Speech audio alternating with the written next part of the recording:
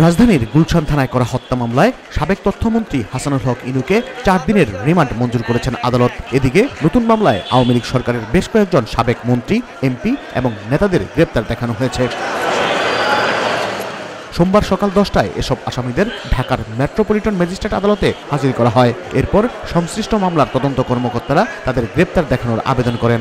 আবেদন মঞ্জুর করে আসামিদের সংশ্লিষ্ট মামলায় গ্রেপ্তার দেখানোর আদেশ দেন ঢাকা মেট্রোপলিটন ম্যাজিস্ট্রেট শরীফুর রহমান। এসব মামলার মধ্যে মিরপুর থানার হত্যা মামলায় সালমান এফ রহমানকে, শাহবাগ থানার হত্যা মামলায় জুনাইদ আহমেদ পলককে, বিমানবন্দর থানার হত্যা চেষ্টা ও উত্তরা পশ্চিম থানার হত্যা মামলায় আতিকুল ইসলামকে, হাতিরঝিল থানার হত্যা মামলায় শাহজাহান খানকে, গুলশান থানার হত্যা মামলায় হাসানুল হক ইনুকে এবং আইনজীবী মনোয়ারুল ইসলাম চৌধুরী রবিনকে উত্তরা পশ্চিম থানা হত্যা মামলায় গ্রেপ্তার দেখানো হয়েছে।